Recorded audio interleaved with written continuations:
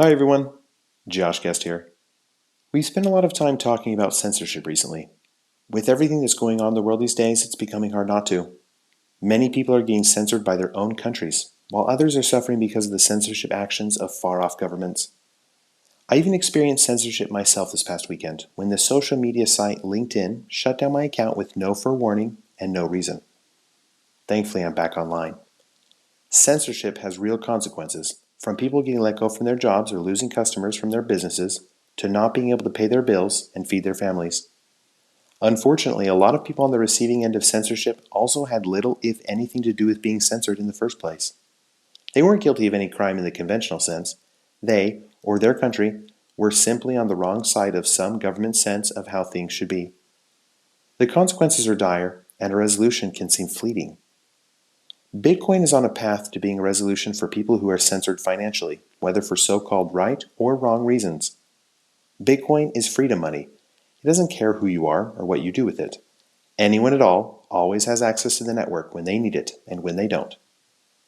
It's important to understand, though, that Bitcoin is near the start of that path, not the end. Bitcoin can help end financial censorship, but it can't completely resolve it just yet. For example, critics are quick to point out that Bitcoin isn't universally accepted as a medium of exchange. Many people choose to cash out their Bitcoin on crypto exchanges for fiat to spend rather than looking for shops and providers who will accept payment in Bitcoin. That reality is less than ideal, since crypto exchanges are a massive choke point for censorship.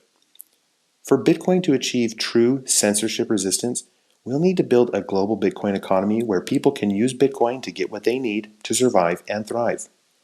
It likely won't be a short journey, but I believe there are three main phases along that path. Number one, Bitcoin for saving. This is where Bitcoin currently is on its journey of monetary development.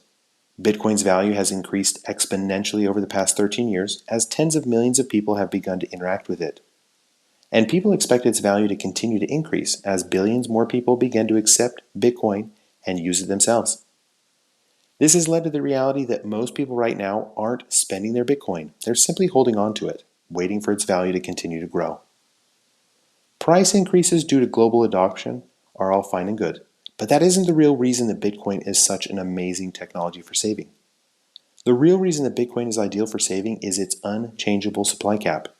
There will only ever be 21 million Bitcoin, and that reality is protected by rock-solid economic incentives and a decentralized network of tens of thousands of nodes and miners around the world. Saving in its simplest form is nothing more than maintaining value over time for future use. Bitcoin is perfect for saving because its unchanging supply will make its value always increase over the long run relative to everything else. Number two, Bitcoin for earning. I believe that this is the next step in Bitcoin's journey, and it's already making small strides in this area. Many people are so passionate about accumulating Bitcoin that they've made the decision to get paid at their jobs and businesses directly in Bitcoin.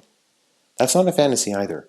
Companies like MicroStrategy are paying parts of their workforce directly in Bitcoin, while institutions like Strike and Coinbase are making it easy for workers to deposit their paychecks and receive Bitcoin with no additional steps. The primary hurdle right now is regulatory. Governments enjoy immense control that fiat currencies afford them, and one of the simplest ways to enforce usage of their currencies is to require that they be used for payment of taxes like payroll and income taxes. That's the reality now, but it won't be forever. The country of El Salvador has accepted Bitcoin as legal tender for months, and rumors of other countries and governments following in their footsteps have been circulating ever since. I don't know the future, but I have no reason to believe that El Salvador will be the only country to recognize Bitcoin's exceptional monetary qualities. Number three, Bitcoin for payments. Time is our most valuable resource, so the fact that people are becoming so willing to price their time or their work in Bitcoin is promising for the idea that people will someday be comfortable pricing everything else in Bitcoin as well. It will happen. A lot more people will likely have joined the network by then, and Bitcoin's price volatility, and I mean that in relation to goods and services rather than fiat currencies, will likely have settled down as well. When people are confident that Bitcoin will be accepted for payment nearly everywhere, and no longer have FOMO about Bitcoin's skyrocketing price, we'll see Bitcoin move past being just a savings technology. It will reach the point where people will use it in everyday payments as well. A word of advice, too, to those who believe Bitcoin can't scale to meet worldwide demand for both savings and payments. Scaling solutions like the Lightning Network are only the beginning. Technology improves drastically over time. Always.